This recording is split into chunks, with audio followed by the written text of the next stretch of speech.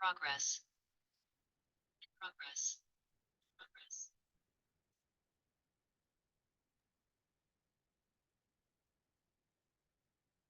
You want to mute that? I think I heard an echo. Yeah, I'm working on that. Okay.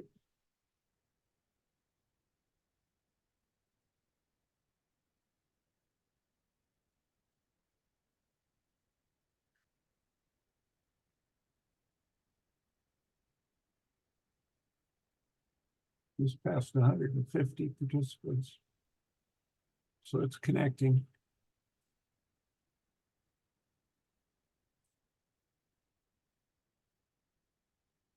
Okay, in yours,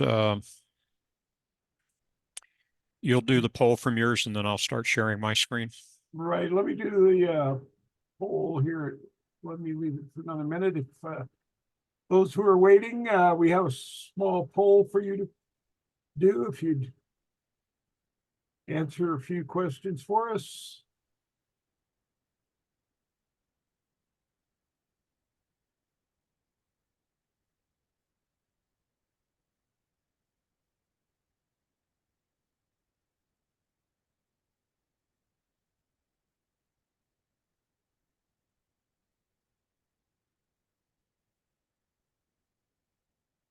Don't forget to scroll down.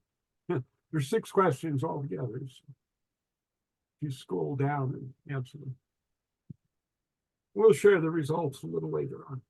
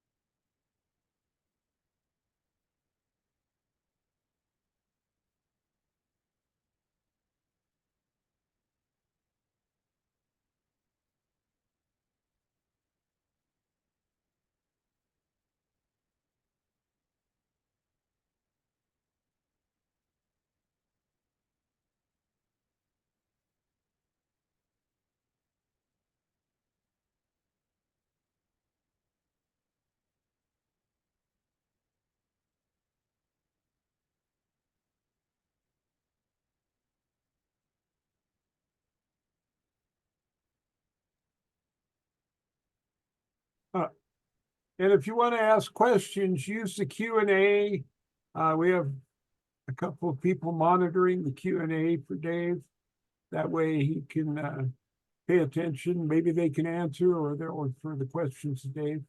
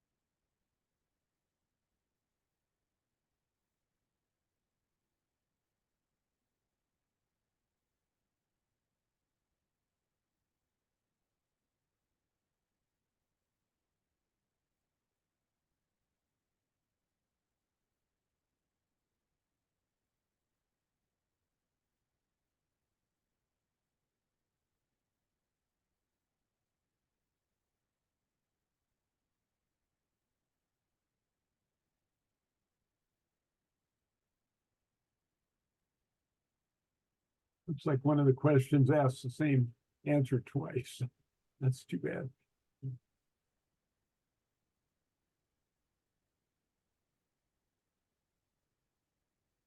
we're still learning this software package.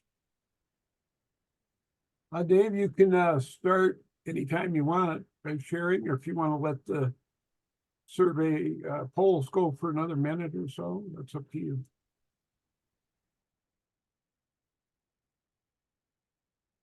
Well, let's go ahead and get started. Um, and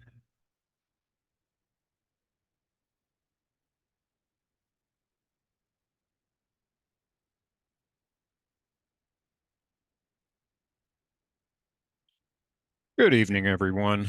Welcome to our first training seminar for 2024 for Intro to Cross Country Soaring. Tonight, we're going to be talking about what do you do after you've got your license, and what strategies to start learning your initial cross-country skills. The picture on the screen, for those of you that are not in Colorado, that is a picture of the top of Pikes Peak.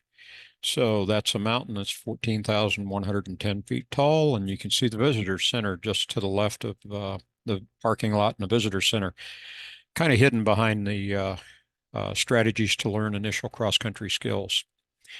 We started this series in 2016 in our club. It got started because questions kept getting consistently asked. Through the support of the SSA, the online seminar started in 2020. So this is part of, for those of you that are members of the SSA, this is part of their outreach. We have several videos this evening. They're mainly to illustrate the joy of soaring and what we can do with our sailplanes. One thing I will remind you, I've got, I'm pulling videos that are from Europe, and, well, actually from all over the world. So when you see these, the cloud clearance rules and the VFR rules can be very different depending on, your location. So yeah, I know that there's some interesting things in there, but, okay. Um, let's see. The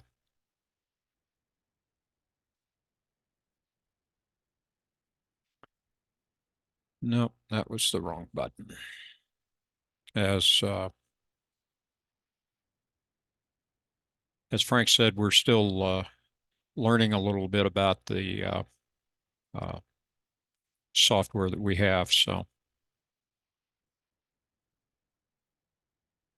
and I thought I had this down, and I apologize that I don't.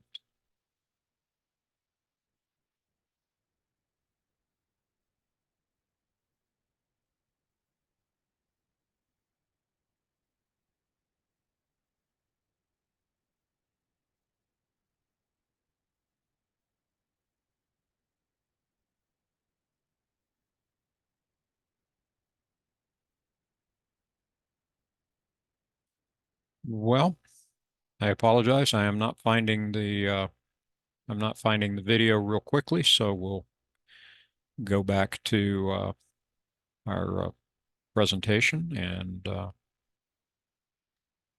continue on from there. Okay, we have presentation download will be available. It's probably not going to be available tonight, but you'll be able to download the slides from the SSA. So you want to go to the members.ssa.org and log in. So this will be for the SSA members, and then you can navigate from there. You can see the direction and the routing. And then from there, we can, it should be there until next time. Apparently, we've got storage so we can hold it for, for the 2 weeks in between the webinars. Want to be sure that we thank the SSA and Frank Whiteley for their support for this and making it possible. We really appreciate it.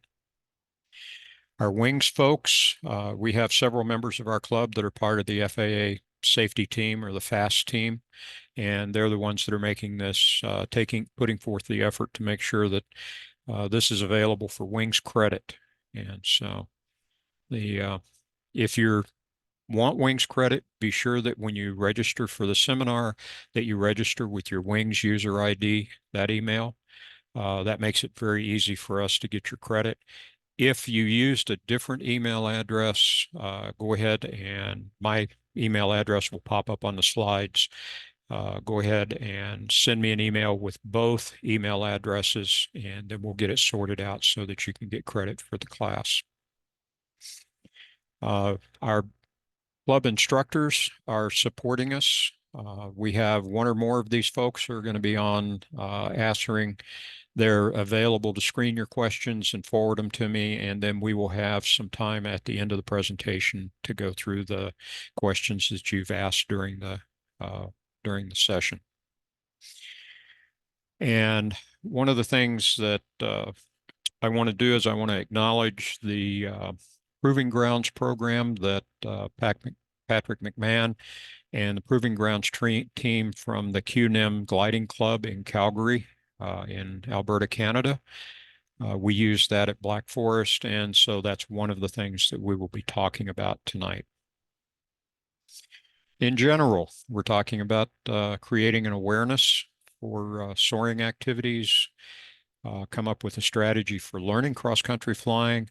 The whole idea here is to get a lower stress path to cross-country flying, introduce some planning tools, and introduce you to some cross-country resources, and then we'll be giving some examples on how to do things.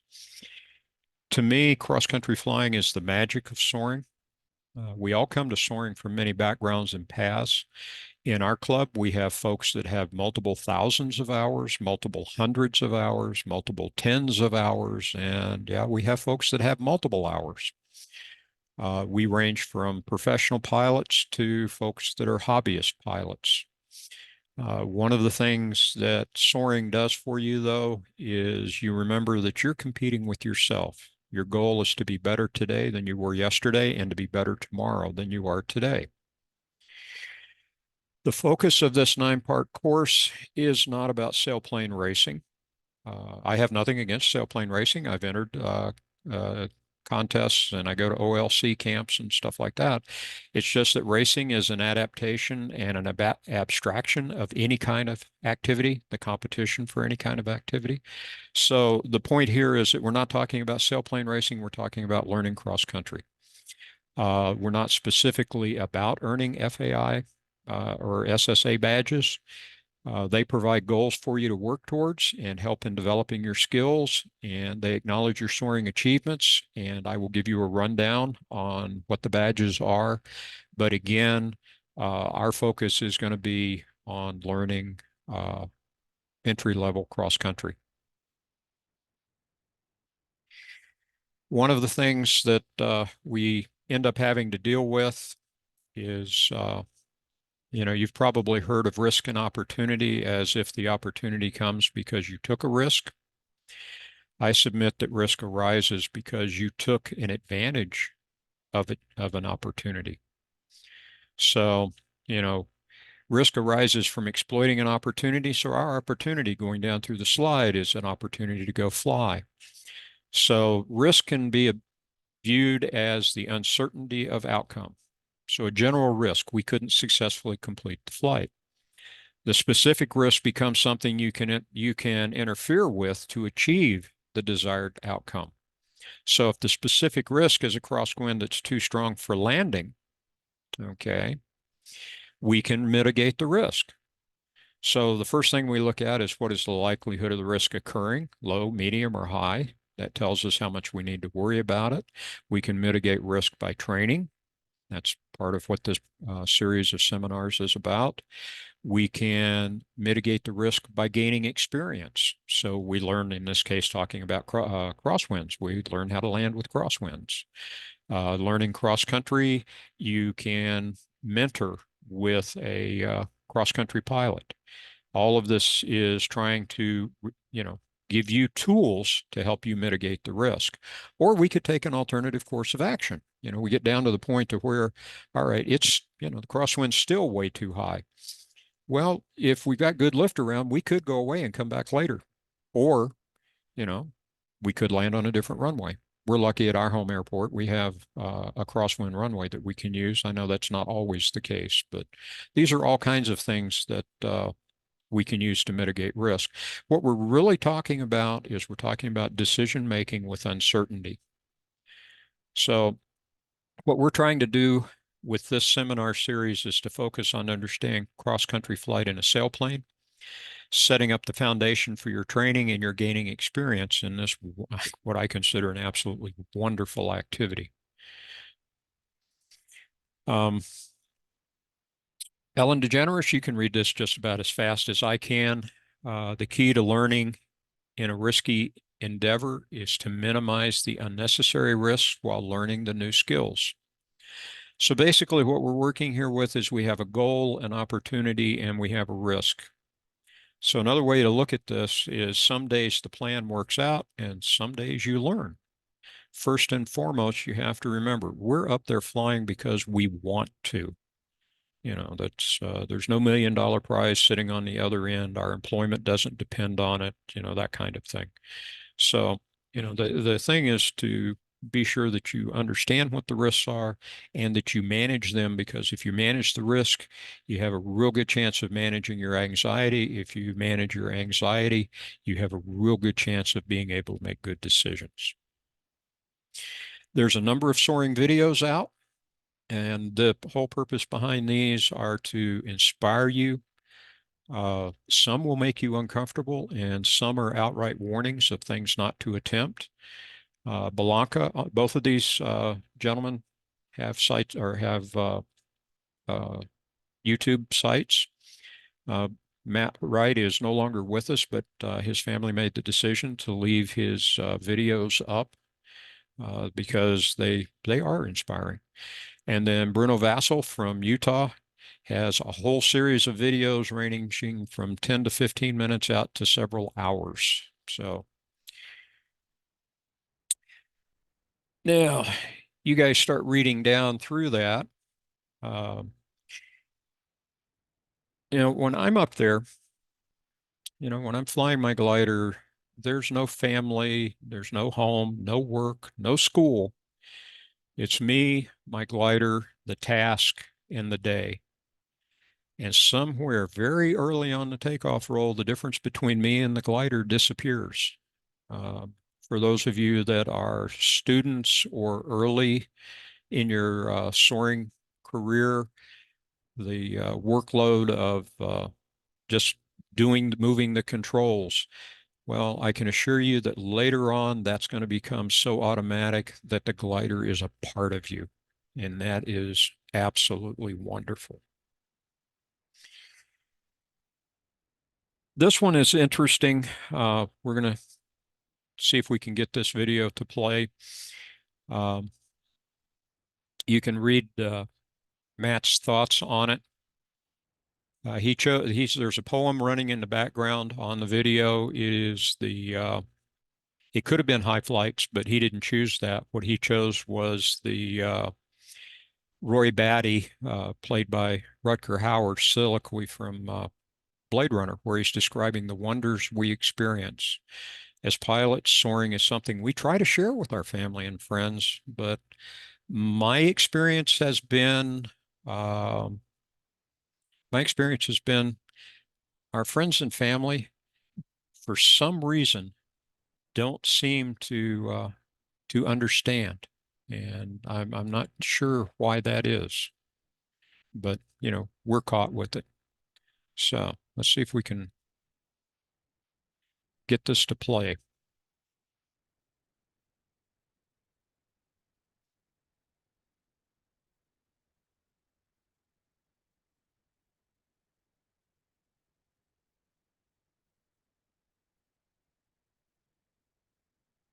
See.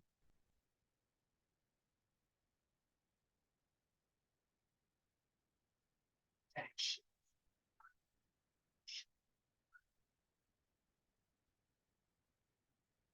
Watch this.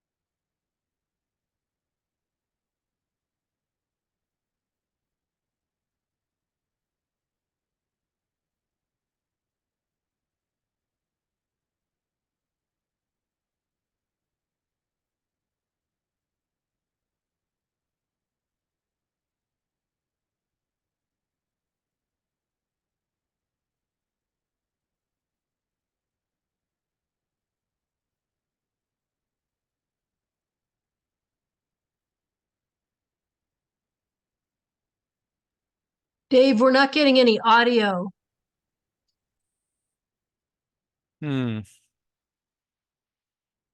Okay.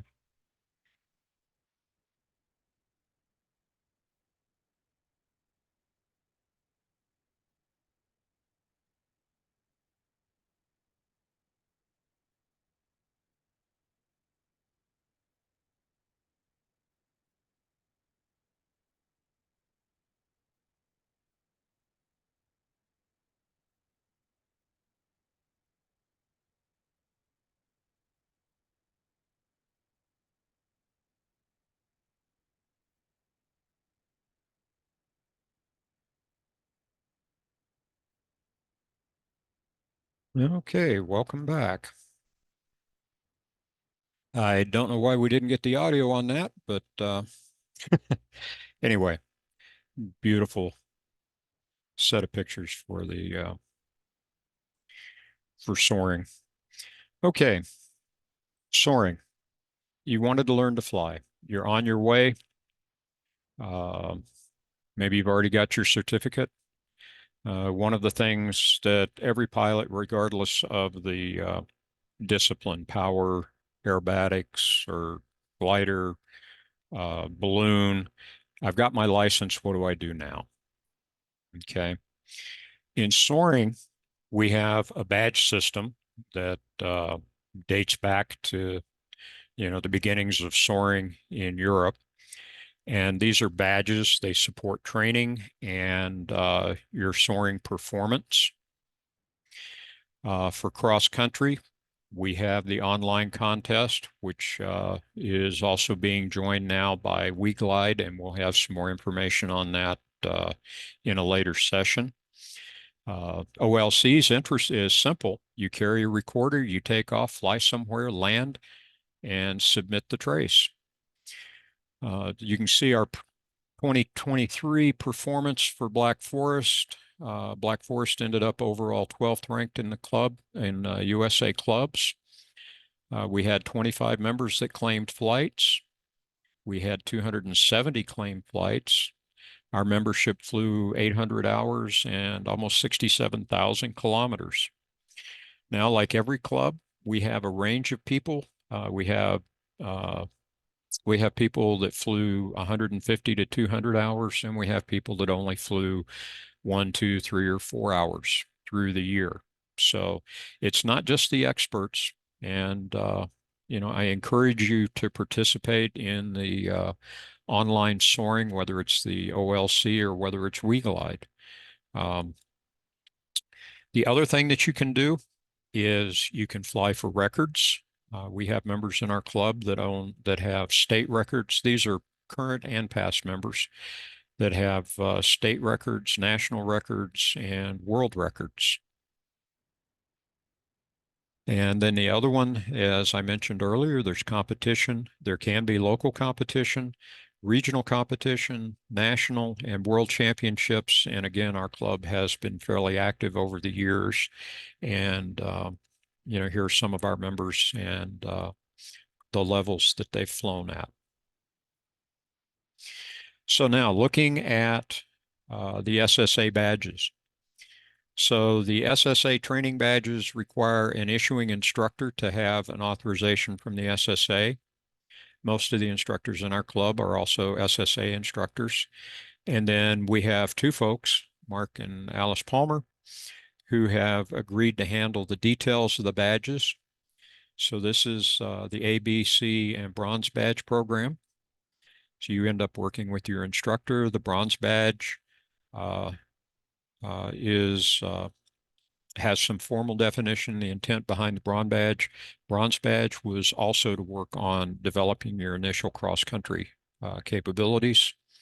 And remember, you're doing this for fun, so no cheating on your badges. So we take a look at the training badges. They're concentrated on knowledge and flight. There's coursework required with these, but I'm just highlighting the flight achievements that you'd have to have in order to have the badge. So you're going to have some background work also with them. So we have the A badge, which is in general your first solo. The B badge is a 30-minute flight. The C badge is a 60-minute flight, and the bronze badge has two-hour flights. And again, that's that's the SSA's initial program for cross-country flight preparation. Now, this project that does these seminars is being used, to encourage people to fly cross country. And the SSA is also working on a program now to get camps and these kinds of things organized around the country for people to go to improve their cross country skills. Units, we've got, the metric system and the imperial system, and then layered on top of the imperial system, we have nautical units. So in aviation, I've got these up here so that you have them for reference. I like knots and nautical miles, but that's because I originally came from flying power. FAI badges and European flying, they generally expect you to be using metric units. U.S. competitions in general, are using a mix between metric and imperial. And like I say, a lot of us that have a general aviation background will expect knots and nautical miles.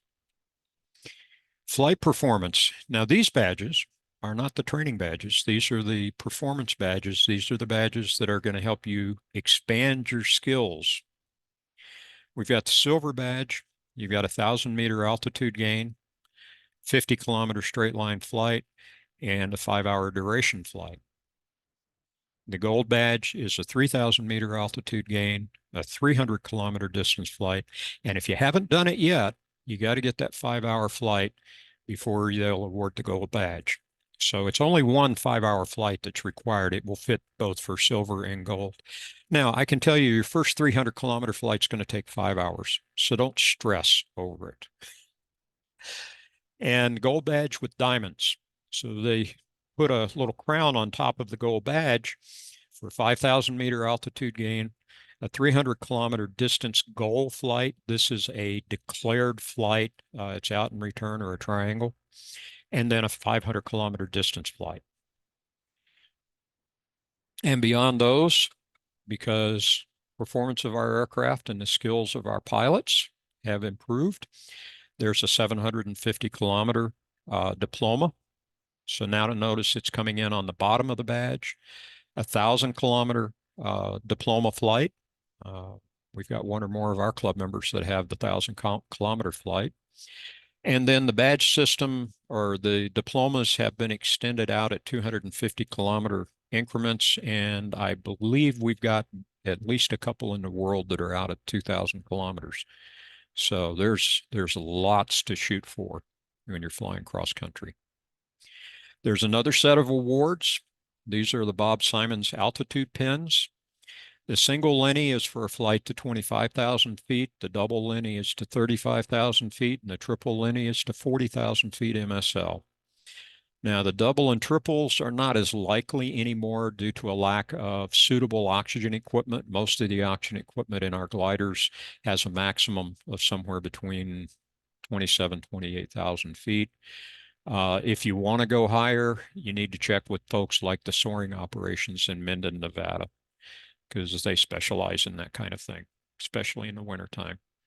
There is another Soaring award. This one's from the SSA. It's called the World Distance Award, and it's an accumulated soaring distance. You submit your flights to the SSA, and when you achieve 40,000 kilometers, the circumference of the Earth, then they've got a very nice badge that they'll give you. It looks like the gold badge with diamonds on top and a ring around it for circumnavigating the Earth. And we have at least one of our club members that has this one. Learning cross country. Okay. In the left column, we're going to be talking about setting up your environment for your learning. So you're going to have a strategy. You're going to have to use tools to understand your flight. Interesting thing is that yesterday's tools for cross country were built around paper maps, tables of numbers, and graphs. Today's tools are built around computer models and, screens in the cockpit helping you manage the information and make decisions.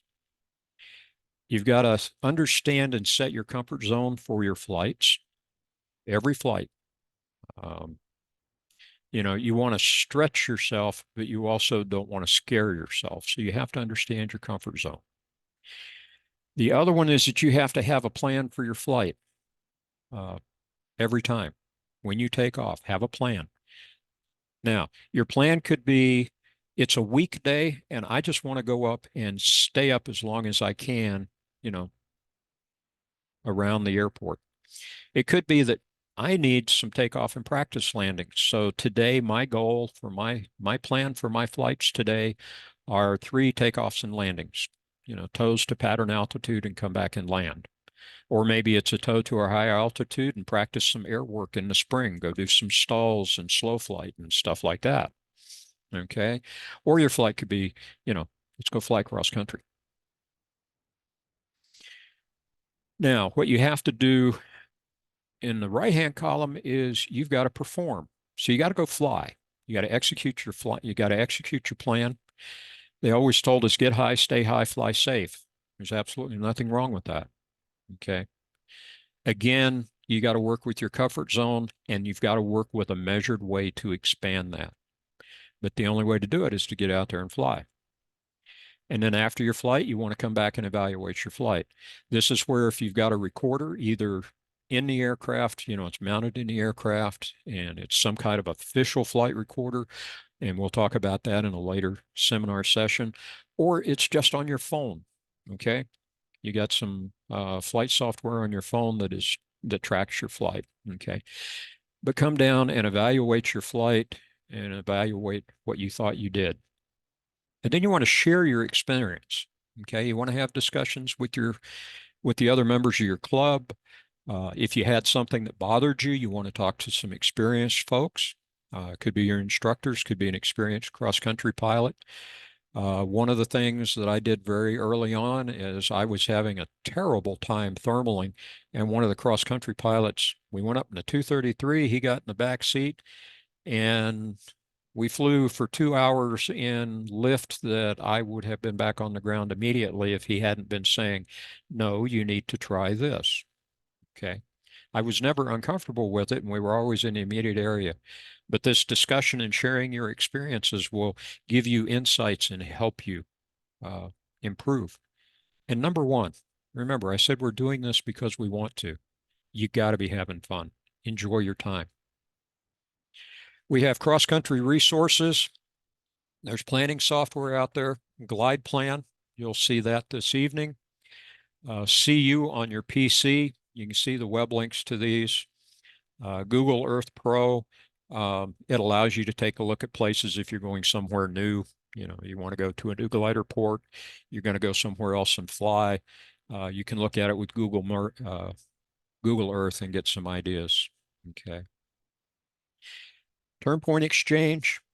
This is a system that's been set up to be able to get the turn points, the waypoints, perhaps some of the tasks for a given area, and also have access to airspace so that you can get things like the Class A or Class B and C areas, MOAs, restricted areas, stuff like this, for all that you can use into your cockpit computer for your situational awareness.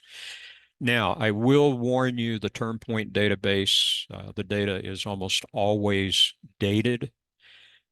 People have put landable fields in there, and they may or may not be usable, especially if that if that database is 3 or 4 or 5 years old.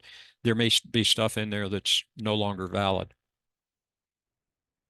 Now, one thing I do for our club is I do an updated turn point database on our club computer in every even year. So 2024, it's my year to update it. And what I do is I create 2 turn point files. One is a 100-kilometer radius for the folks that haven't gone out very far, are not going out real far. And then I do another one at 300 nautical mile radius. And this is all of the the data that I pull is the data from the airport facilities directory and the airports within that, and then the turn points and the landing areas, the alternate landing areas, land out areas that we've identified in the reasonable radius of our club. When you're looking for the airspace stuff on the turn point exchange, that is kept up to date.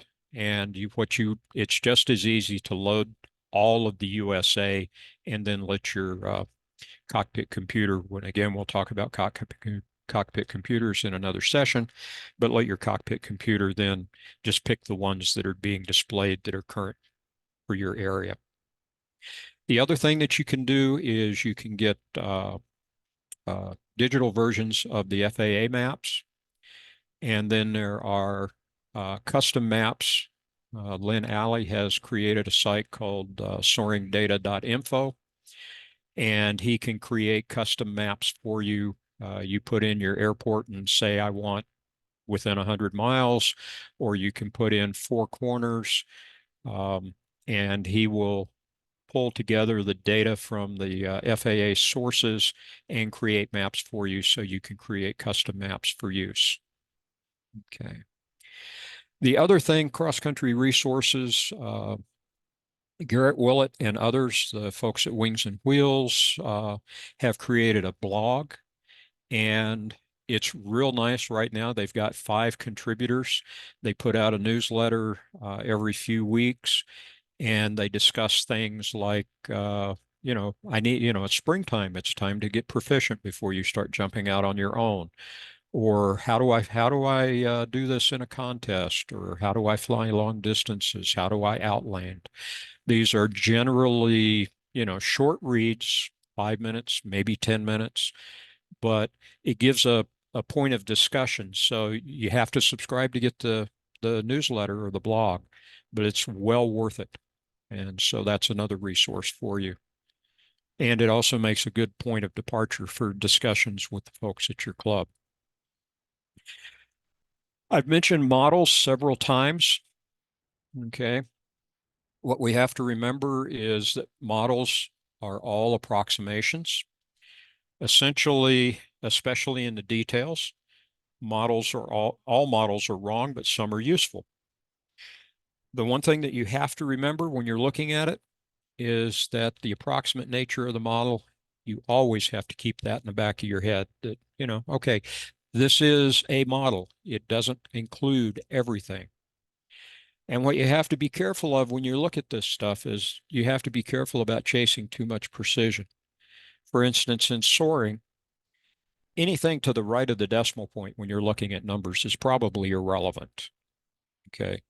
So that's the nature of it. So to give you a little more background and to be sure that when I say something about a model that we're all talking on the same page. So a model is a simplified representation of a system or a phenomenon, such as science and economics. Well, soaring's, what we're doing fits in sciences. It has hypothesis required to describe the system or explain the phenomenon, and often there's a mathematical set of formulas behind it. Modeling is to actually simulate something, and it's commonly with the aid of a computer. And notice in the first one about a model, it was simplified, so we're making it less complex or complicated. We're trying to make it plainer or easier. So now how are we doing models and modeling for soaring? The initial simplification for soaring involves ignoring the effects of atmospheric movement, like wind, lift, sink. So, you're looking at the performance curve of the airplane and you see the best L over D and the min sink and that kind of thing. Okay. In real life, we can't ignore the wind, we can't ignore lift, and we can't ignore sink.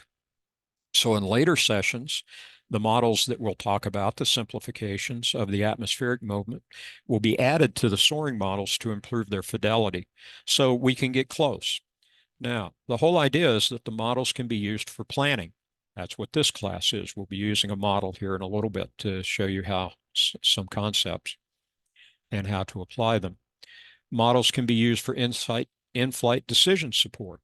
And we have a cockpit computer class later on in the series. So, how can the models help us introduce cross-country flying? All right, what's your biggest fear? What's your second biggest fear? What's your third biggest fear? Okay. How about, I'm afraid of landouts. I'm afraid I'm going to get lost. I'm afraid I can't thermal. This might be the last thermal for the day. Okay. So if we have models that help us understand these, maybe we can mitigate those fears. So one of the things that we're going to do with this is we're going to create a playground. Okay, our playground is the model for the larger idea of flying cross country. So we're going to create a playground within a boundary. We're going to put a boundary around the playground. So we're going to put a fence around it. And one of the things that we can do is, as long as we stay in the playground, we could come up with a altitude every day based on the winds and stuff that are going to be, that we see right now and is probably likely for the next couple of hours. And we can set an altitude that anywhere in that playground, we can make it home. So if we set a 5 nautical mile ring, and our strategy is to stay in the ring, and our goal is to fly to a point, turn and fly to another point. And one of the things that you want to do, especially beginning cross country, we'll get to computers and all of that stuff. They're wonderful. But the first thing you have to be able to do is you want to choose points that can be recognized on the ground so that you can learn the angles and the view out the cockpit, because that's exceptionally important. If you can make the decision by looking outside, you don't need to look at your computer. And so you use this playground model, or this playground, as a way to gain that experience. And then, of course, the idea is then you're never really too far away from your home airport, and you had that set altitude for, the 2 or 3 hours you're going to be in the air, or the 2 hours you're going to be in the air. And so now you can worry about finding the thermals on or near your course line. And if you don't, you just turn and point it to the airport. Okay. So what this does is this has created a environment which models the larger cross-country world. And within this, you can learn all the cross-country skills. You can learn your basic skills. And this allows you to learn them while addressing your most common fears in soaring.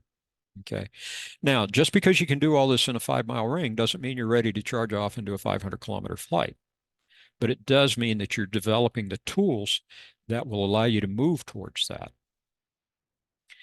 So we're going to be using a tool called Glide Plan. It was written by Matt Herron.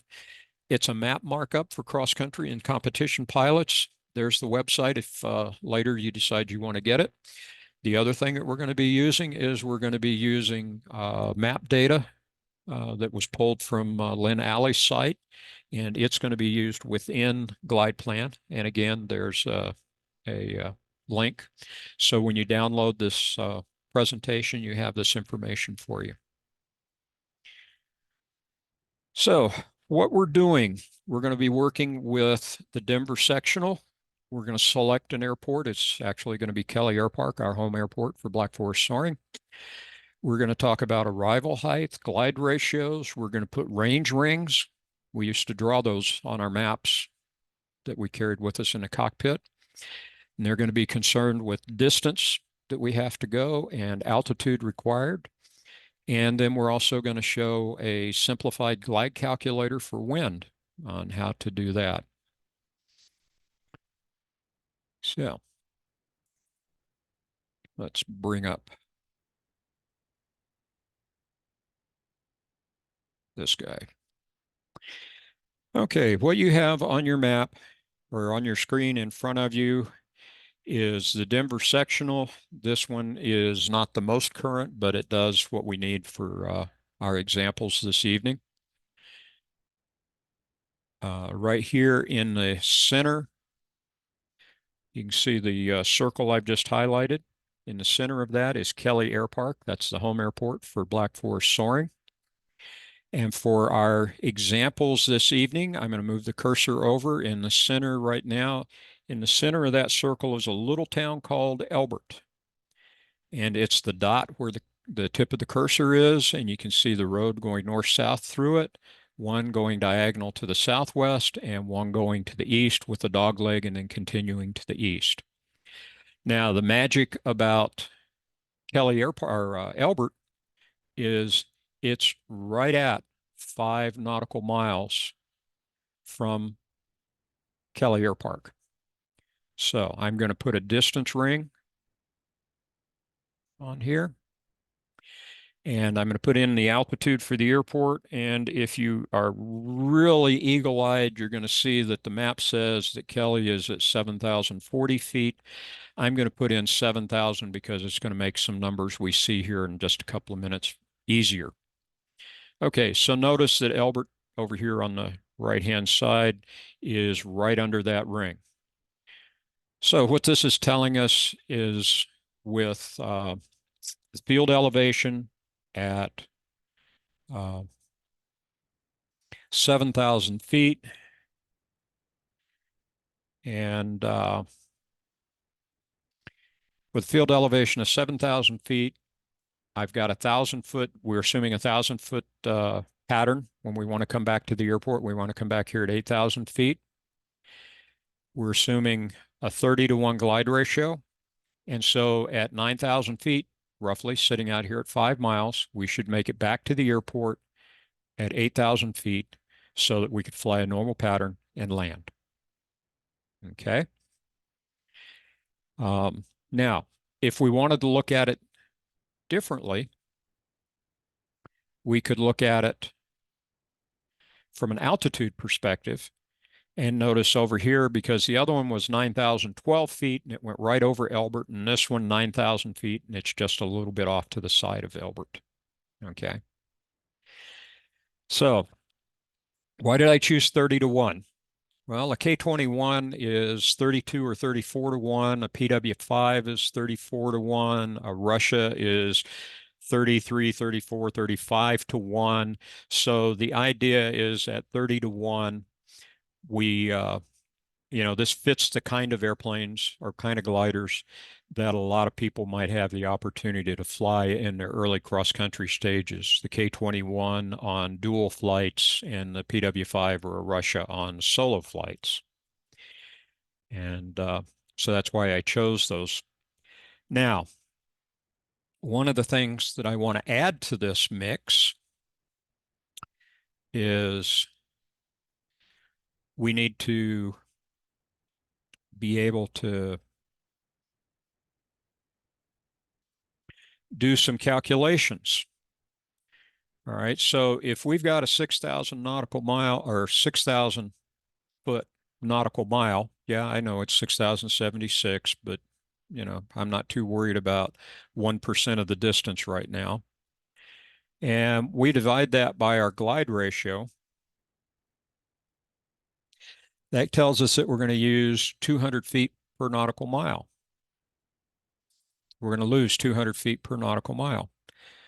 Well, if I put in 1,000 and I divide that by 200, that tells us that we will use 5 nautical miles. For 5 nautical miles, we'll lose 1,000 feet.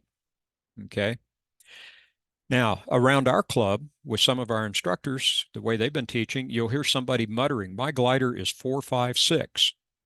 Okay. Well, prior to cockpit computers, we carried tables of data, but we might have a simpler approach that we could use. So I'm going to take us back to the map now and show you that. So if 5 nautical miles gets us back to the airport, 1,000 feet gets us back to the airport at pattern, if I add 10 knots of wind, notice over here in this little calculator, I'm adding 10 knots of wind, and I'm going to have the wind come from 270 degrees. Notice what happens to that altitude circle. It shifted to the left. And it shifted to the left about 1 nautical mile. If you look right here where I'm circling, you notice that Elbert is no longer on the ring. Elbert's outside. I need more than 9,000 feet to get home. Okay, so 4 with a 10 knot headwind, 4 means I can make 4 nautical miles. Okay. If I get rid of the headwind and I go back, I can make 5 nautical miles. And now I'm going to give myself another wind, another 10 knot wind, but this time I'm going to give myself a 10 knot tailwind flying from the Elbert area. And notice now I can be further out from Elbert. Magically, it's just one of those silly things, but this does work. Magically, it's roughly a nautical mile.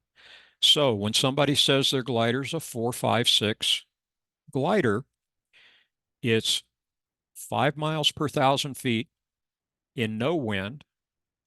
It's 4 miles per 1,000 feet into a 10 knot headwind, and it's 6 miles per 1,000 feet with a 10 knot tailwind.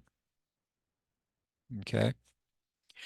So that gives you a simplified wing calculator that you can work with that doesn't require you to have a computer in the cockpit. It just requires you to have, worked this out and picked a number that you can work with so that you can make decisions in the cockpit. So, all right, let's go back over to the presentation.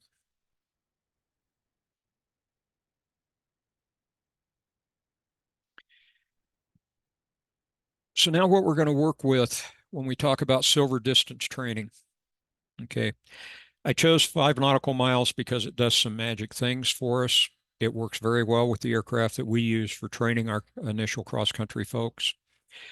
It also works really nice for 5 nautical miles because if I can do a silver distance flight, not a straight line flight, but I can fly the distance, 50 kilometers or roughly 27 nautical miles inside that 5-mile circle. I can put in a triangle or I can put in a rectangle. Okay. The other advantage to 5 nautical miles is unless the visibility is really lousy, you can almost always see the airport. The other important thing about 5 nautical miles is learning to visually judge the glide angles to the home airport at that distance. Because what you're going to find is that somewhere between 5 and 10 miles out from the airport, when you start flying cross country, you're going to be able to see and completely identify the airport, reliably identify that airport. At which point you can look out the cockpit and say, you're going to gain experience. You're going to have someone help you with learning the angles and stuff. But you're going to get to the point to where at, somewhere around 10 miles, you can look and find the airport, identify it, and decide just by looking whether or not you've got a good probability of getting back to the airport. So this is allowing you to develop your cross-country skills, not only the flying skills, but the decision-making skills. Now we can inscribe an equilateral triangle inside a circle. The 2 links above, that's got the math. The first link shows why it works, and the second link shows how you can calculate the lengths of the legs and stuff like that. We can play with this in Glide Plan, and we're going to go over there in a minute and show you how this works.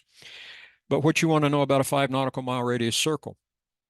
Okay, so we're inscribing an equilateral triangle. The legs are 8.7 nautical miles, so the triangle distance is 26.1 nautical miles. Remember, I said 50 kilometers is roughly 27 nautical miles. But since we're centered on the airport, we got to fly 5 nautical miles out, and we got to fly 5 nautical miles back from that turn point, from the first turn point, and which is also the last turn point.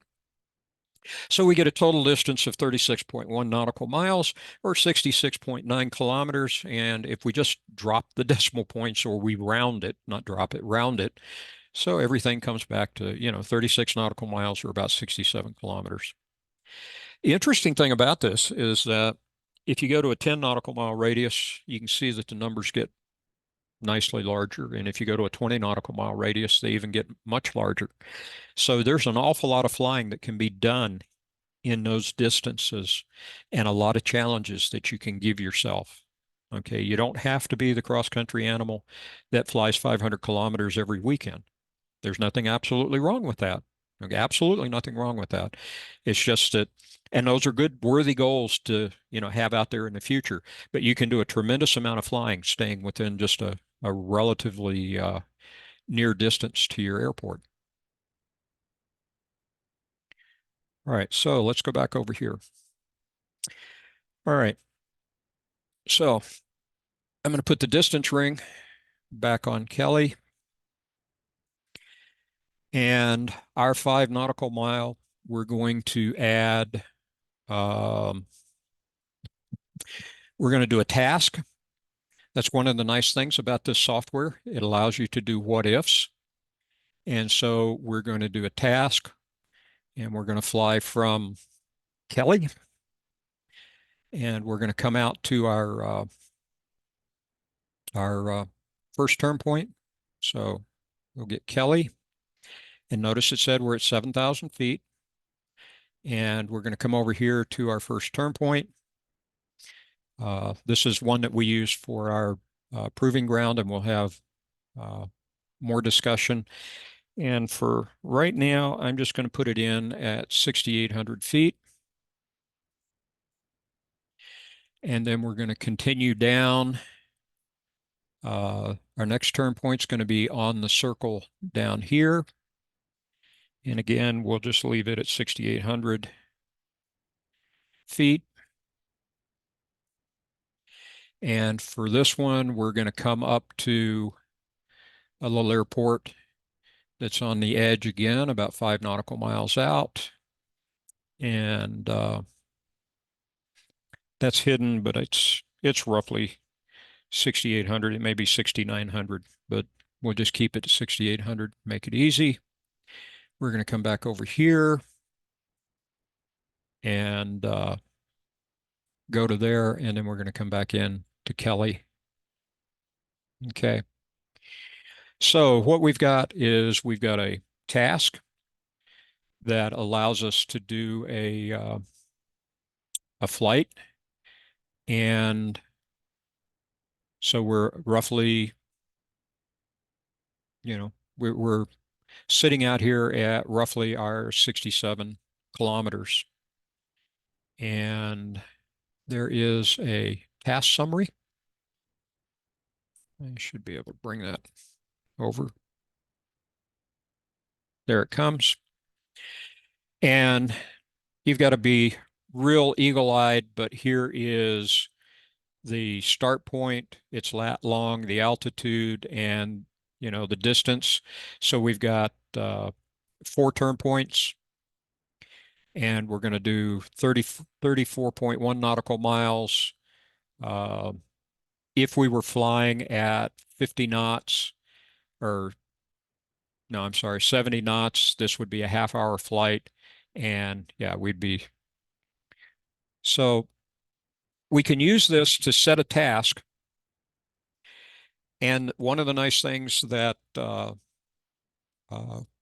Glide Plan will do for you is it will allow you to select this, print it, so you have it in the cockpit. So you'd have a version of your sectional with your task, with your course lines. That's just, it's really kind of nice. Now, one of the things that we do have to come back and examine, and that is, again, so there's our 10-knot wind from the east. We don't have any problem with the turn point that's to the south. We don't have any problem with the turn point that's over here to the east of us, but we do have a problem with our westmost turn point, okay? So we'd have to be above 9,000 feet at 30 to 1 to make it back to the airport, okay? So how does that look when we shift the wind to 0? So straight out of the north. Notice that the 2 north turn points don't have a problem, but we'd need to be higher if we were at the south turn point. And then we looked at west a few moments ago, but we'll look at it again.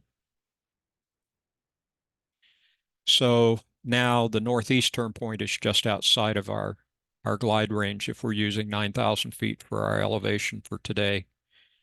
And just for completeness, we'll do a south wind. So now both of our north turn points are just outside of our glide back at 9,000 feet. So what that tells us is that on a day that has a 10 knot wind out of any of the cardinal directions, or actually out of any direction, is that 9,000 feet is not a suitable altitude. Okay, we want something higher. We'd want 9,500 or 10,000 feet. Okay. So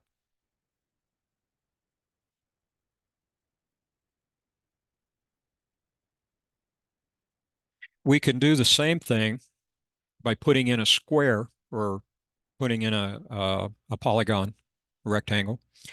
At this point, the leg length drops, but you pick up an extra leg, so the square distance is 28 nautical miles. We still have the start and finish. So now we're just a little over 70 miles or 70 kilometers, 71 kilometers. And notice that we increased out here also as well when we take a look at the 10 and the 20 nautical mile. Now coming back to glide plan. Again, it's a very nice flexible tool. So one of the things that we want to do is we're going to want to add a waypoint. No, we're going to insert a waypoint.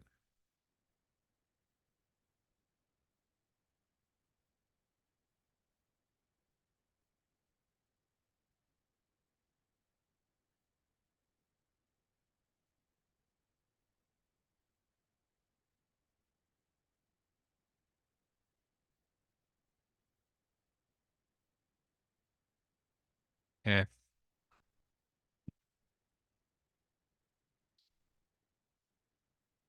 And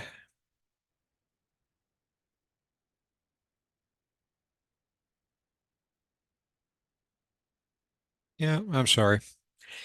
I forgot to practice this one. Anyway, we would pull this out over here to the side, and that would become our rectangle. And that actually then is the rectangle that we would use for our proving ground task. So let's go on, and then I'll come back and fix that in a minute. Okay, so I've shown you how you can do this with 5 nautical miles circle around the airport. The folks up at the Soaring Association of Canada, specifically the QNEM Club out of Calgary, came up with a concept called the proving grounds. So the idea is we're going to take off, we've got a task, and we're going to fly the task, and we're going to have some predefined tasks. And those predefined tasks are going to allow us to increase our soaring knowledge, our cross-country skills, and our competence. Here's the web page that you can go see about it. Black Forest was the second SSA chapter to adopt this program, and we've run it for several years, and we've been very successful with it. One of the things that you do, again, you carry something that's going to record your flight, and then you send the flight into them, and it returns a handicap score for the flight. So the idea here is you're going to fly 3 tasks. And the short task, they call it the racetrack, is represented by the triangle. Task 2 is a longer task represented by yellow. So it's over, it's going to be more than the racetrack distance. And then task 3 is going to be represented by red, and it's an even greater distance task. So basically what you do with the green triangle is you're starting with a closed course around the airport, and then with the yellow polygon, you extend the closed course for longer distances, and with red, you extend it even longer. Your goal is to build confidence, to gain familiarity by reusing the waypoints and becoming familiar with the larger area more than just the couple of miles around your home airport.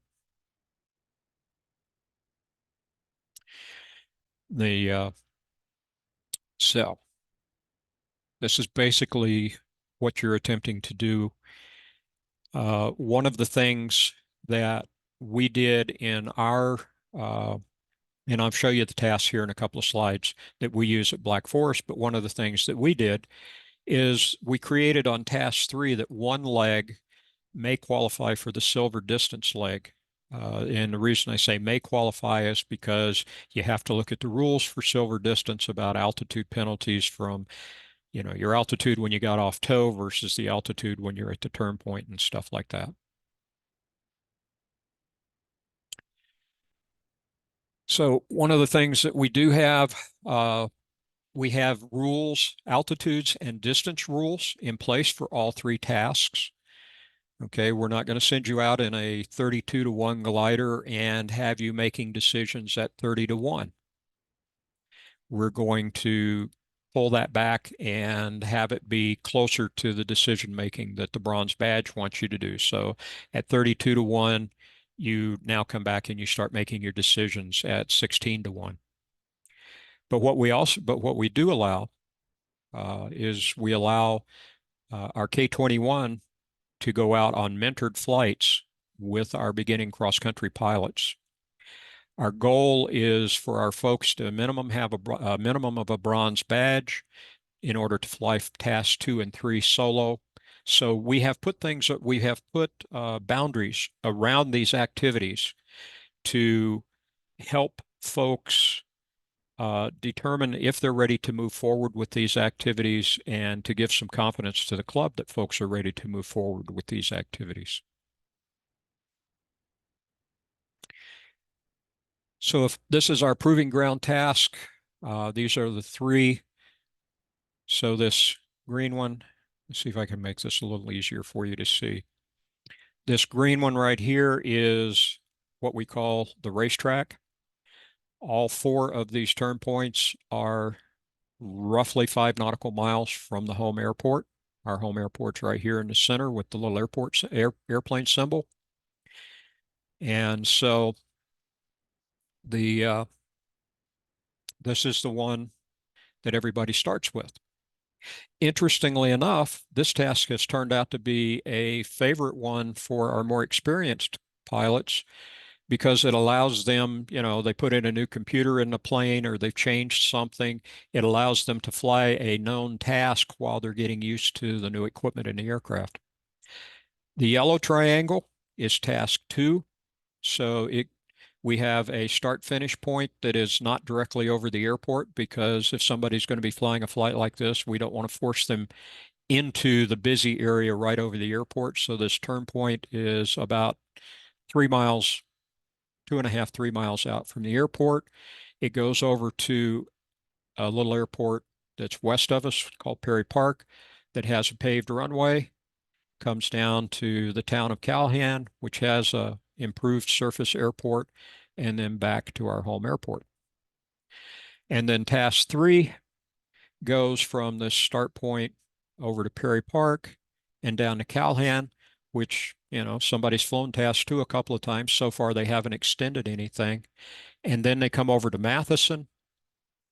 And then there is a possible landing site right here that's a, ranch airstrip. And then they come back across to the home airport. This leg from Matheson back to Kelly satisfies the distance requirement for a silver distance flight as long as you then have the correct altitudes differences, the loss of altitude between the home airport and Matheson. Looking at this looking at the racetrack from a Google Earth perspective. Okay, there is a red circle out here. This is the 5-mile radius circle around the airport. And then these are the 4 turn points that I was telling you about earlier. So This is the racetrack. And so we allowed solo flights when our early, the gliders that we allow our solo students to fly and our early private pilots to fly. And then we would do mentored flights. Again, staying with the idea of, at 9,600 feet out here, let's pick this one, at 9,600 feet coming back into the airport, a 30-to-1 glider should get back at, starting at 9,600 feet, should get back with 1,500 feet AGL at the airport. All right, now, I can tell you from doing mentoring flights with folks that at 5 nautical miles out, the view over the nose at 9,600 feet for a neophyte cross-country pilot could easily make it impossible for that person to make decisions. They can see the airport, but it is a completely different view than they've had during training. Okay, so that violates our stated goal of a low-stress expansion of the pilot's comfort zone. So what we've done is we've said that it's got to be at least 10,500 MSL. Okay. So what that does is that gives a working buffer to account for wind, sink, pilot mistakes during that 5 nautical mile run back. Okay. So they should get back with no problem. Remember, the airport's roughly 7,000 feet. They should have no problem getting back at 1,500 feet AGL. Because how much are they going to lose from that 10.5 coming back? It's 5 nautical miles. They're flying a 30-to-1 glider. They should get back easily at 9,500 feet. But what we're going to do is we're going to use 10.5 because we're using the bronze badge numbers, basically a glide ratio of 16-to-1 instead of the 32-to-1 for the glider. And that allows them then to come back with at 1,500 feet. So let's jump back over here. And let's go play with this.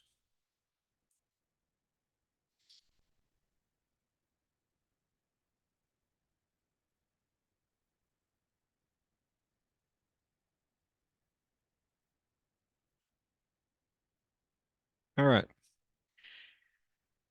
So we've got the racetrack.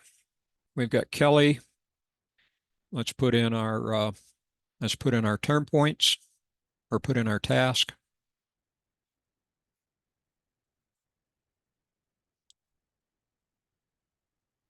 So 7,000 feet. And we'll come up here, put this guy in at 6,800 like we did before. Come down here. Again, we're just keeping it at 6,800. We're going to come over to Albert. Oops. Come up to D bar D.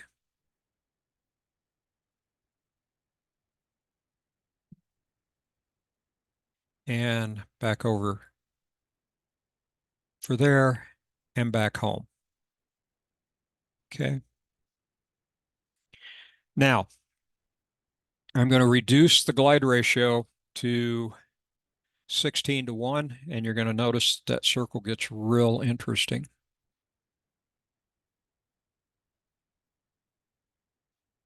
And I'm going to take the winds off because we don't need to play with that right now.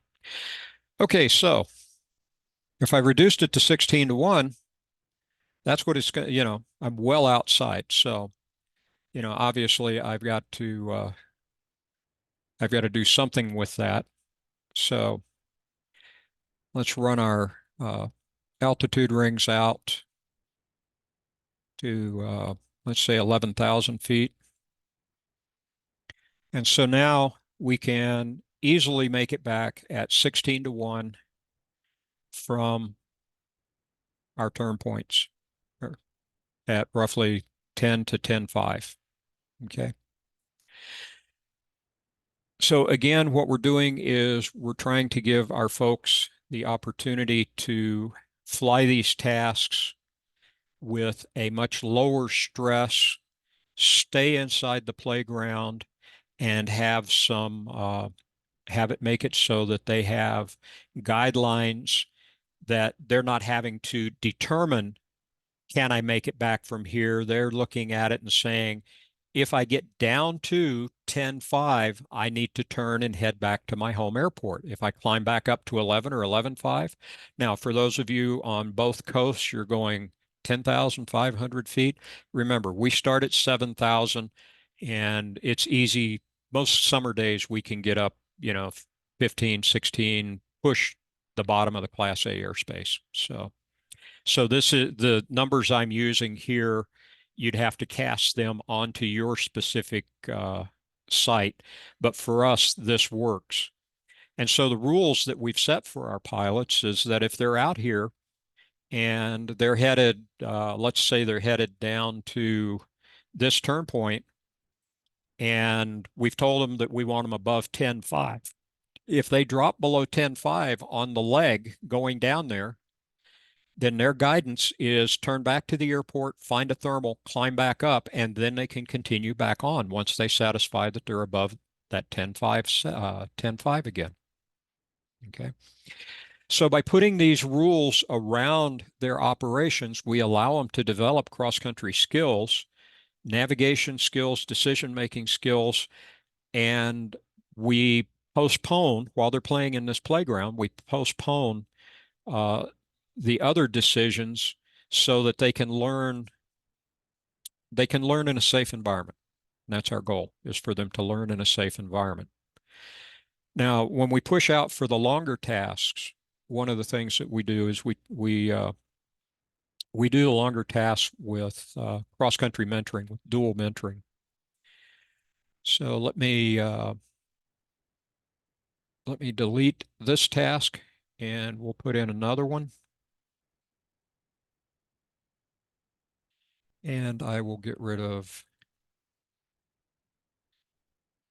that waypoint because it's just confusing. Now, the other task that I showed you was, we'll go from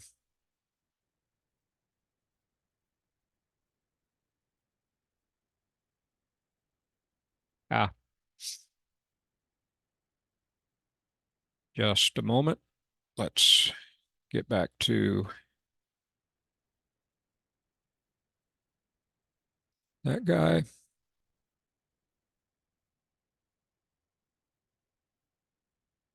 Okay, that's back up. We lost glide plan, so I need a moment to restart that software.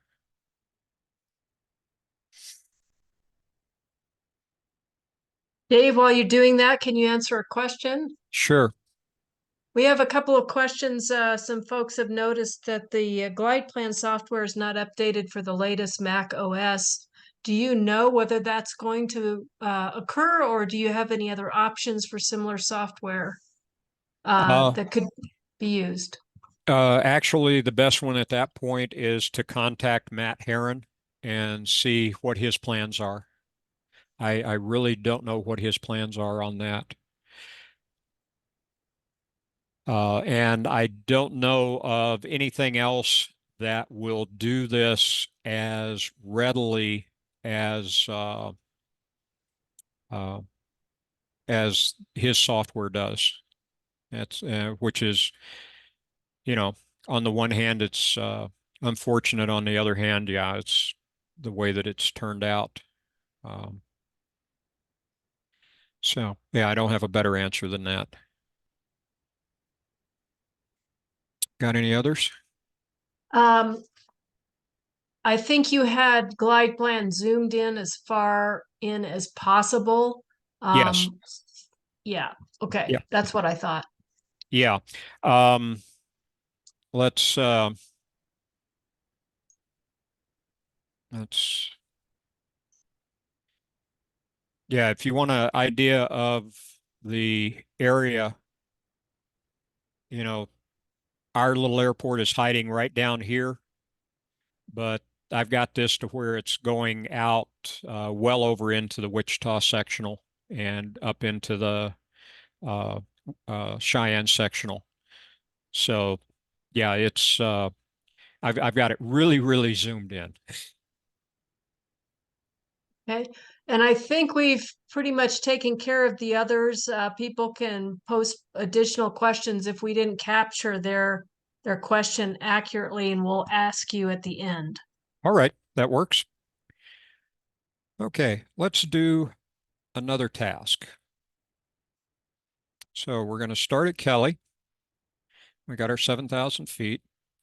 We're going to go over to Perry Park, and Perry Park is 6,700. I've got to get back to this guy. So Perry Park is 6,700, and then we're going to go down to Calhan. And Calhan is 6,450.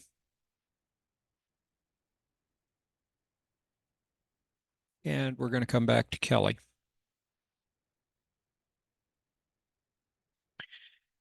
Okay.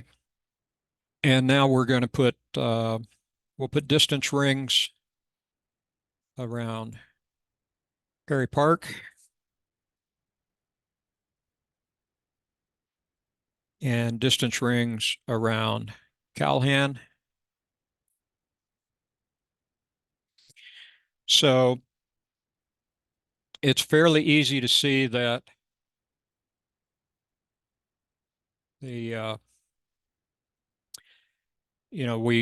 5 nautical miles, we need more altitude to make it between those. So if I bring these over to altitude rings, and I'm putting this at the 30-to-1 number because now we're flying mentored cross country, and I'm going to take these guys up to 11,000 feet. Actually, let's go ahead and just take it to 10 for right now, because that'll illustrate what I want. Okay, so what this is telling you is that to fly the leg from Kelly to Perry Park, that 5 miles out right here at 9,000 feet, and over here at 9,000 feet, you could make into, so you have to be something higher in between. So 9,500, you don't have to be all the way up to 10,000, but you got to be higher. The same thing happens as we go down along this long leg from Perry to Calhan.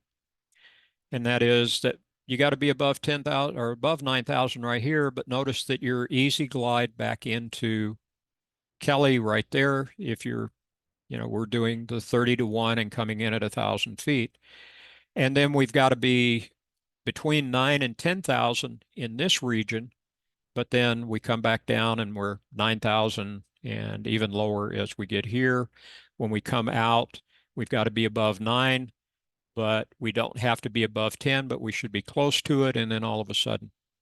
So the old thing that we used to teach about flying in the cone, that's exactly what this is. Now we could put winds on there, and I guess I will go ahead and do that. I'll throw in 10 knots from the west, and you can see how it shifts, but it didn't push anything out that, you could fly that whole flight safely in a 30-to-1 glider. So in our PW5 or a Russia or our K-21, and at 30-to-1, and never really have to be above 10,000 feet. Now, what we would do is we would put some rules on there for our new solo pilots. We wouldn't send them out with planning at 30-to-1. We would send them out with planning at maybe not all the way down to 16-to-1, but we would send them with some different numbers.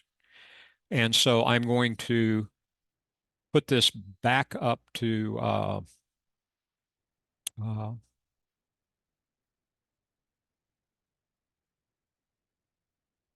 put this back up to, oh, that's interesting.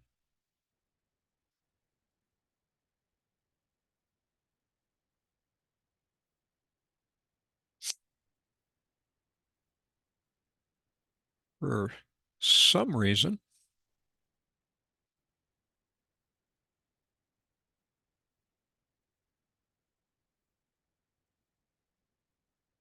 there we go. So what we're going to do now is we're going to drop this to 24 to 1. Let's say I've got a little higher performance glider, but I don't want to take the entire performance of the glider. So all of a sudden at 24 to 1, notice that we need more than 10,000 feet right here. So there's another airport in here that's last chance.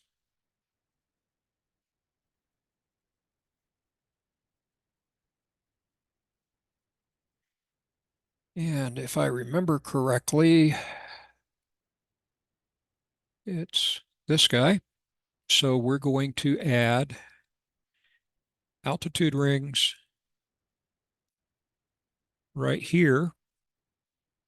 And that's going to be at about 6,600.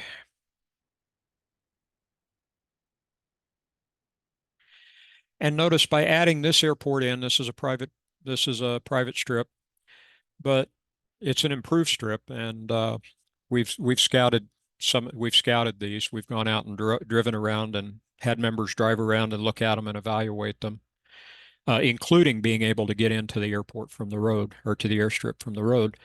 But notice that by adding an additional out right here, even at 24 to 1, we can still make the flight. And, we don't have to go, we want to be somewhere between 9 and 10,000 feet for most of the flight. I could take it all the way down to the 16 to 1 that would be recommended under the bronze badge training. And notice now that we do need some additional altitude over here. But if I run the range rings out, or run these rings up to 11,000 feet, you'll see that, again, this whole flight could be done without having to go above 11,000 feet. That gives us, this kind of planning gives your folks the ability to plan these flights and go further. And it also allows the club to establish rules about what should be done. How should the aircraft be operated? And so that gives you some other alternatives and allows us to illustrate to our members how they can do this. So now I'm going to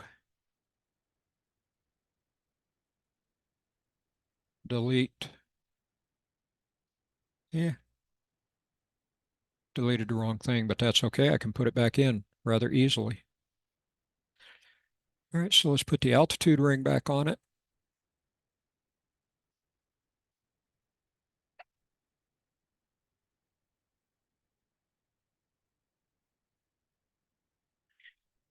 And I'll go ahead and we're going to clear the task out completely. And now we're going to come in and add the tasks. This will be the longer task that we use for our this will be the longer task that we use for our proving grounds.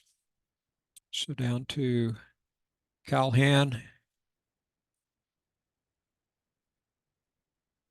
And then I've got to reduce this a little bit so that we can get out to Matheson. So we're going to come out to Matheson, and that's that tower right there.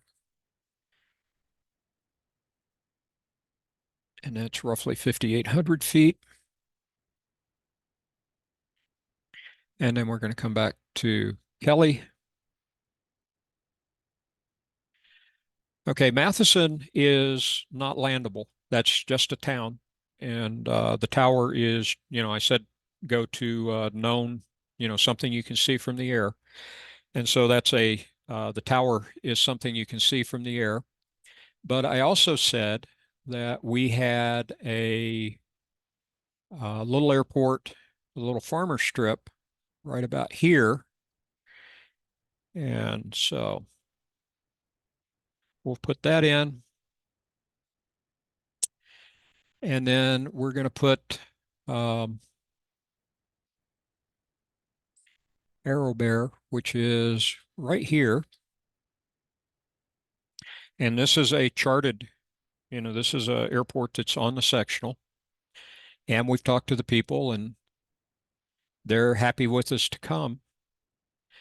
Okay, so notice now what we've got is, let me kill the wind off so that we go back to a no wind situation. So now you can see that at even 16 to 1, I'll bring down the tops of these things.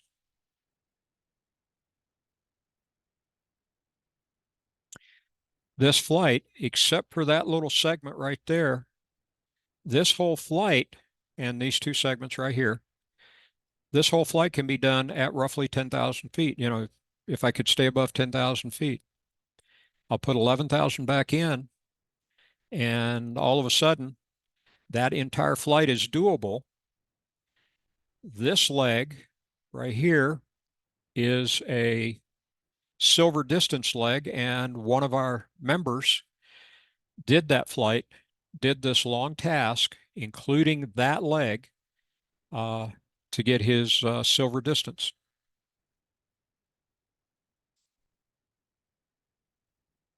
So that gives you an idea of what you can do, not only with the tool, but also what, this is taking it from baby steps right here to expanding it out all the way to where somebody can do a silver distance flight. What you do with your club is you work with your instructors and you come up with, what's an acceptable risk profile for the folks that are going to be flying this and what kind of rules that they have to agree to in order to fly club equipment for these flights. And then even if you're authorized to, what you have to do then is you have to have the self-discipline to stay within those guidelines. The other thing that we do in our club for intro cross country, and this actually is an off-season thing, so this is something we would do in the springtime, is we use Condor and we use it for our proving grounds practice. Now, we're not attempting to do the the takeoff and stay on tow behind Condor. We have everybody launch and start at 2000 AGL or 2500 AGL and start working from there. We had one of our members put in the time to develop the necessary Condor terrain model for the task, and it covers all the task areas. Actually, it covers much more, but it covers all the task areas for our proving grounds. The other thing is, so this helps them develop their situational awareness. It helps them develop their decision making. The simulator configuration also starts to help them with the configuration on their cockpit computers. Again, we start the flights at various altitudes over the field. You have a turn point file, a cup file, and then you do a flight plan in Condor. Condor uses, they call it an FPL file for their flight plan file. So you can have a flight plan in there. You have the turn points in. Condor allows you to adjust the flight conditions from bombastic, which should mean that a brick can fly, all the way down to, gee, we've got limited visibility and I don't know how we can stay up. We use the K21 model, the K21 glider model in the software, again, because that kind of matches the performance of the gliders that we expect them to do. We do it in a multiplayer mode. So we start out in the beginning as a lead and follow. It later becomes, we have, again, multiplayer, but everybody's flying the same task, but making their own decisions. We use communication. If you're doing Zoom, you might need a separate computer, but we have found that a tool called TeamSpeak works very well, and it can be configured to work with the press to talk switch on the top of your joystick that you use with Condor. The other thing that we do is that we do land out exercises. So at least one session is dedicated to landing at all the alternate air locations that we've identified. Using the, we go in and land, and then you use the miracle thermal button to pop yourself back up, and then you move on to another alternate. And we found this to be very useful because when we've taken people out on the mentored, then with their mentored flights, their mentored dual flights, it's not unfamiliar to them. I mean, the model is good enough that they can recognize it. And that's really neat. Using the proving grounds, when you work with the proving grounds, and the SSA is supporting this, they were providing some stipend to the clubs. But the proving grounds will prepare these cards for you that has the tasks. They're defined. The racetrack is defined. Task 2 is defined. Task 3 is defined. Guidelines like where your first turn point is. And for instance, we always fly the racetrack counterclockwise. That way we don't have converging aircraft converging head on. You've got your start and finish at 1 statute mile cylinders, the turn points, required minimums, that kind of thing. We have lists of airports that could be used as alternatives over here. And then that's the front and back of the card. And then the other thing that the proving ground folks do as part of the money that you give them is you get these task boards, these flight boards with magnetic strips and erasable markers so that whoever's done a flight can put it up on the board. Remember I said you submit it, you get a handicap flight number back.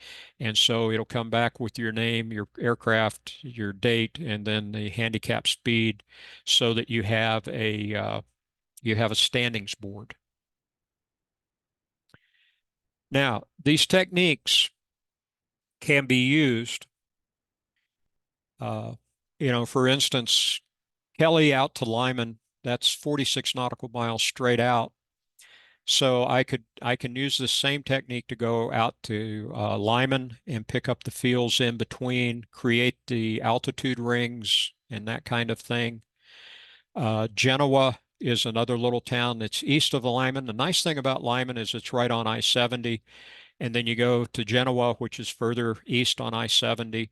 That one's a 200K out and return, just about. Siebert, again, is out along I-70, and you can use it. That's a 300K out and return, so that would establish that would do your goal distance. And if you could also count that as your diamond goal flight. And then Kelly out to Goodland. Oh, by the way, one of our members just recently in the last 2 or 3 years used this flight to do his goal distance. Kelly to Goodland, Kansas, is out to 500K. And one of our stronger cross-country pilots decided just to see how many times he could do it 1 year. And about 2 years ago, he did it 3 times in the year. Okay, but these techniques work to expand your world beyond the playground and beyond what the environment that we've established with the proving grounds. So, strategies for cross country, or learning cross country. You've got to fly often. Fly if the conditions are safe. You want to fly with a purpose. Always have a task. I recommend having a written pre-flight plan for each flight. You want to practice in a safe environment. You want to understand your comfort zone. You start with small steps and then you expand at your pace. You record the flight with a GPS recorder. Our club has GPS recorders that are good through gold distance. And but if you're not trying to do a badge flight, I mean, it's good for gold distance flights and altitude flights. Excuse me. But if you're not trying to do an FAI badge, get the flight recorded on the flight. Put some flight software like CU Navigator on your phone and record the flight there. And then when you come back, you want to evaluate your flight against the plan. You know, what went well, what didn't, you know, what was your learning experience? One of the things that we found in our club, and this may work for a number of other clubs, but one of the things that we found at our club is our yearly fees would in general cover the annual dues plus figuring getting somebody out in a club glider with a 10.5 tow and paying for an hour in one of our single seaters, that they would get 18 flights for that entire annual fee. And if you take one weekend a day, say May through September, that pretty well covers the cross-country season. Okay, so the other one is that you've got to make it easy for folks to come out and fly. Last couple of things here. Matt went out to the field one day and he was waiting to launch and he almost took, decided not to fly. It was gloomy. It was kind of overcast. It was kind of iffy. Okay. Remember what I said about, you know, go if it's safe to fly. And then he went ahead and launched. And the thing that he found was he actually had a very nice flight. And while the video has some nice music behind it, I can't get to the music, so I will, but I will put the video up for you so that you can see it.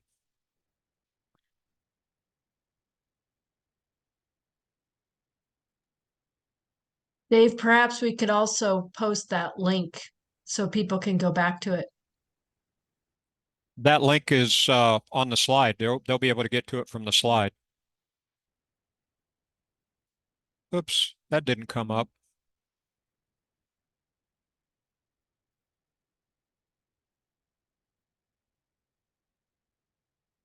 There we go.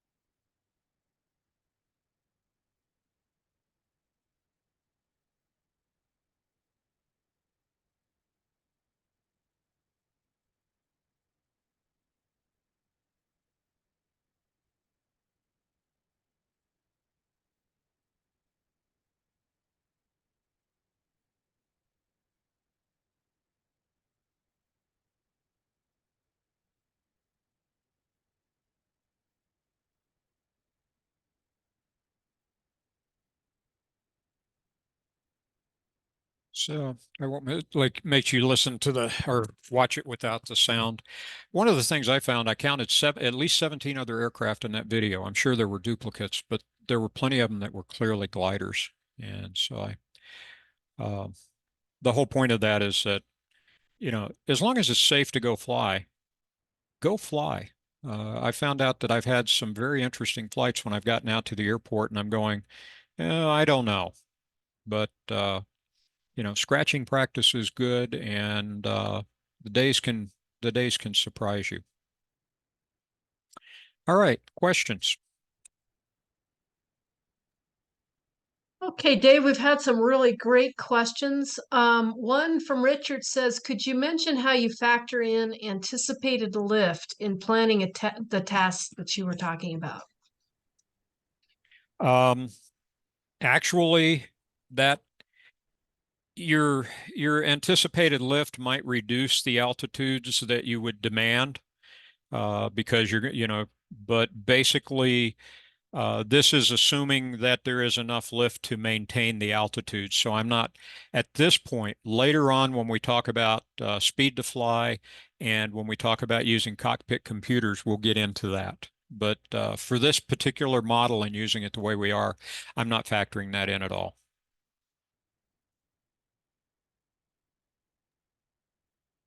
Okay, we'll wait and see. I think we answered all the other ones. So if anyone else has questions, please go ahead and post them.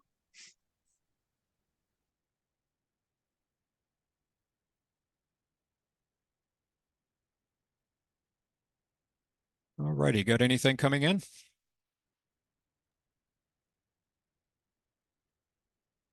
Okay, so Brandon says, what types of lift are you more concerned with? For cross country where you're not you're not back in the mountains where you would be concerned with orographic lift, and it's not wintertime where you're not really trying to fly a wave pattern. What we're talking about right now is just pure thermal lift. Now, the key is that that's going to vary on the day to day, whether there's marker clouds, whether there's not, and those kind of things. But right now, for the beginning cross country, this is all just straight thermal lift.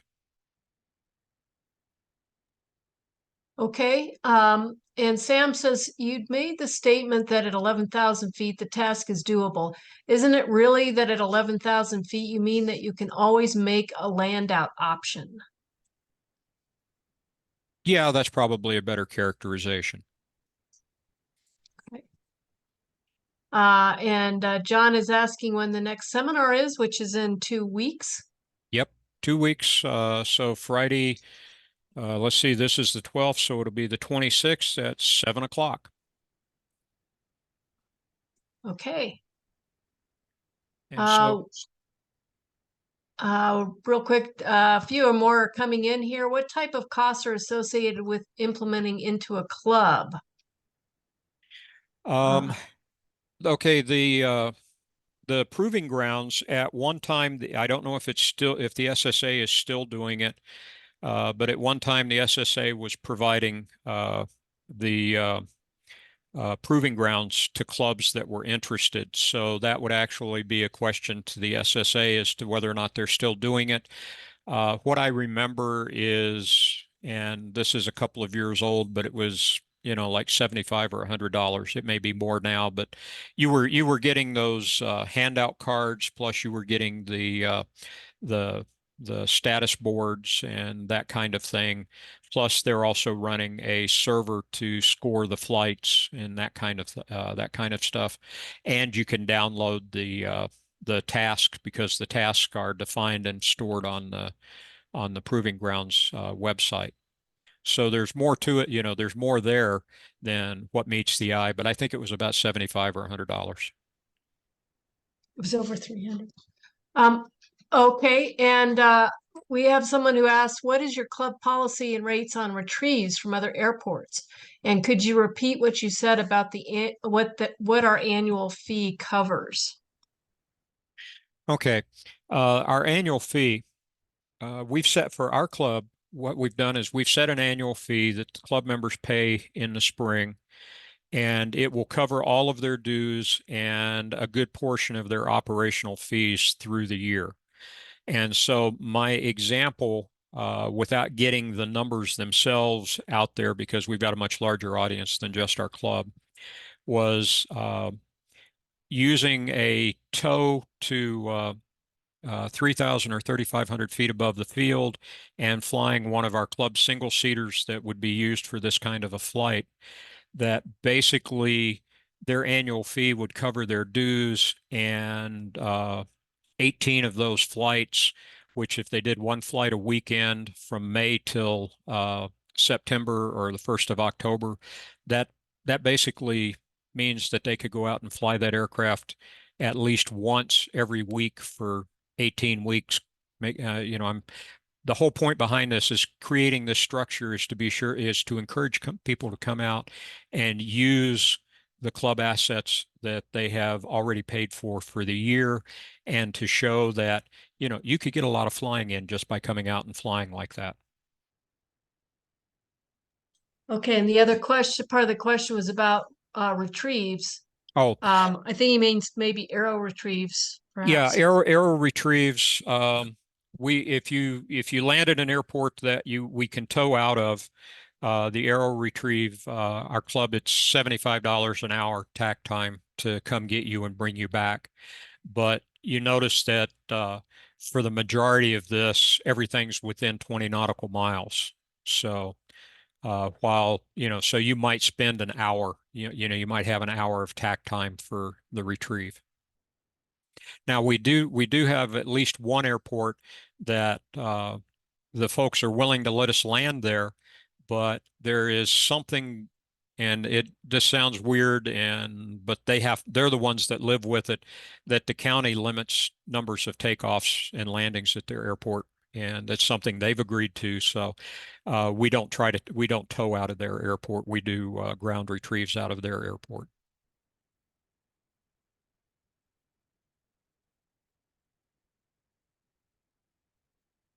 Okay, one more, it looks like. We have David asked, what is the primary thing to practice and train for, which will enable longer, higher flights? What are you practicing? Finding thermals, which of course we know that's very important.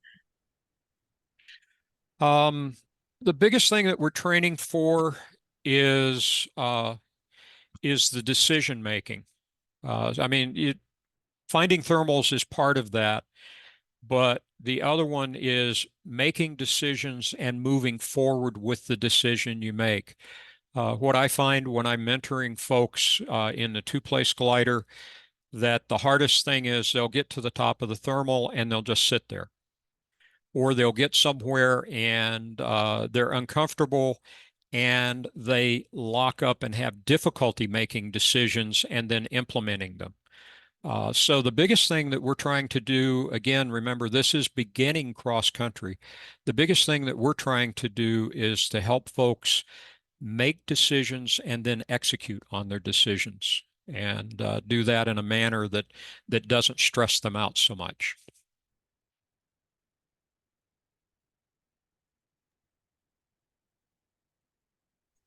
Looks like Okay, Douglas asked about invites for the next session. Yes, we will post, it'll be published on the SSA website. And so you could look for that. And you're getting lots of accolades from many people, Dave. Oh, thank you. Frank's put up the results from the survey that we did at the beginning. So a lot of rated pilots, not so many, a fair number of instructors, probably about the right number. And if you scroll down on your screen, I don't know if I can, yeah, if you scroll down on the screen, you can see that, yes, a fair number of people are using Condor, and it seems to be about 50-50 whether or not there's a Condor available at your club. I'll answer Howard. Okay, I'm sorry? sorry. I should have muted myself on that. We're taking care of a few questions here. Oh, For anyone who's still asking, the webinar will be posted to the SSA website and the SSA YouTube site within a few days, and the slides will also be posted there. and Frank, if you'll drop the poll off, I've got one more slide for everybody.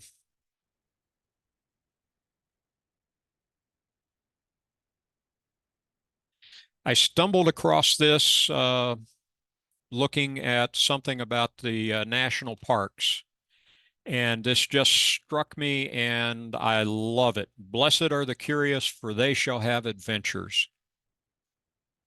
We'll see everybody in 2 weeks. Have a good one. Thank you for coming. Thanks a lot, Dave. Thanks, Frank, in the background there.